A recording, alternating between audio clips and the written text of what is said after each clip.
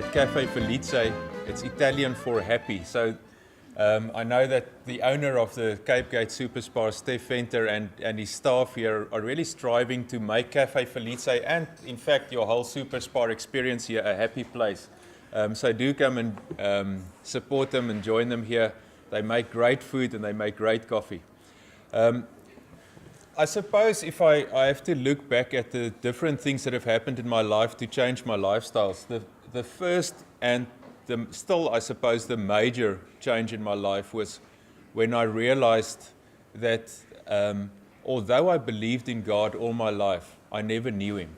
And in June of 1996, that changed drastically when I gave my life to God and said, come into my life and change me. And the change was so dramatic that people around me could see it. But you know what, I grew up in South Africa like most people, I suppose most Afrikaans people grew up, especially in the Free State, going to church and believing that there's a God. But it wasn't until I got married in 1989, and in 1991, my wife and myself, we looked at our own lives and we said, listen, we're now living in Bloemfontein. We now have to make a decision. Where are we going to live? Where are we going? And at that stage, I just finished playing rugby for the Free State and got a contract to go and play cricket, professional cricket in England.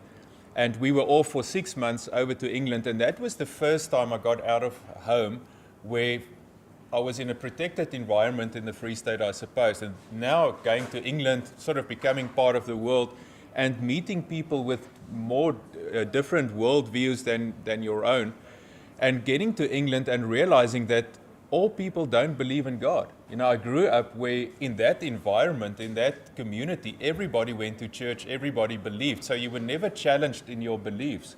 But suddenly getting to England, I was challenged and confronted by people asking me, but how can you believe in that? They would say, how can you believe in that rubbish?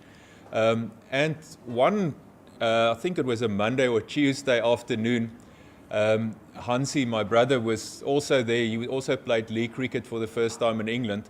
And we were having a braai. For my American friends, a braai is like a barbecue, but a lot better.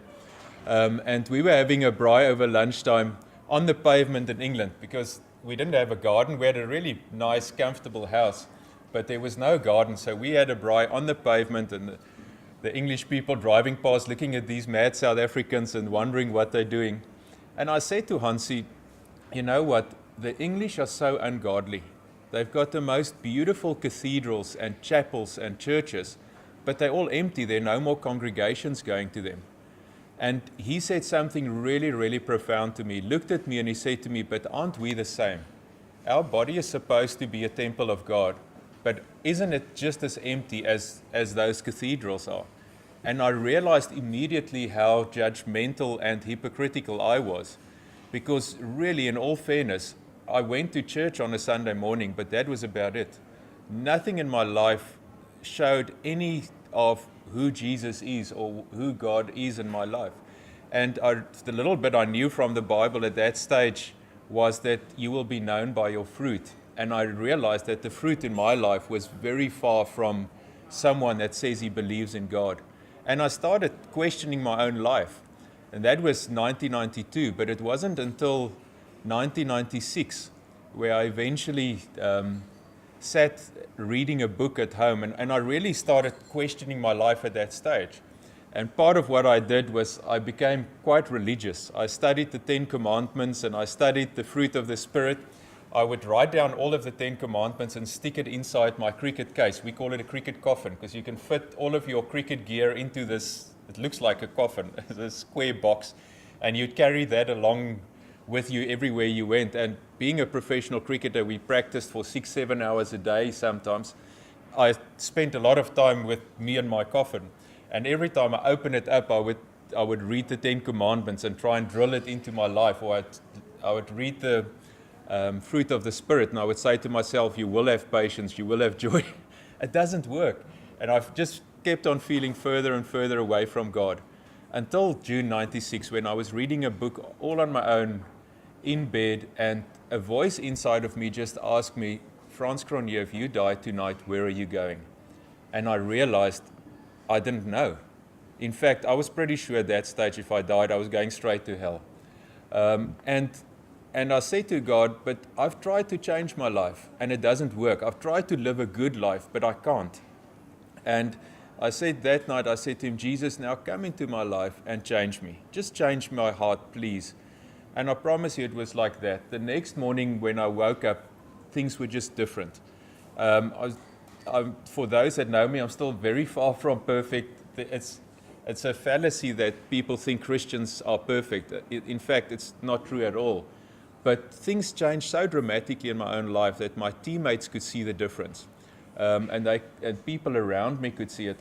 I felt so different. I wanted to stand on mountaintops and say to people that the old Frans Cronje that they knew is now dead. There's a new Frans Cronje. So please forgive me for all the stuff that I've done in the past, but I'm going to, here's a new Frans. This is me going forward.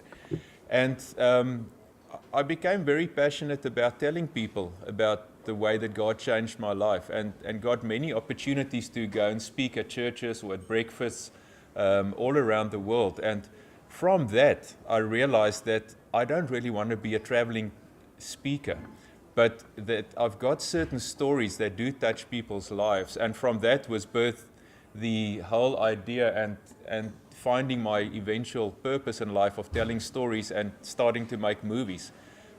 So I didn't become a filmmaker because I was so passionate about the film industry. I became a filmmaker because I was passionate about what God had done in my life and wanting to tell people about it. And so maybe you can call me a missionary in the film industry. And that's how it started. So that was really a major lifestyle change for not just for me, but also for Renee, because she also started really looking at her life at the same time.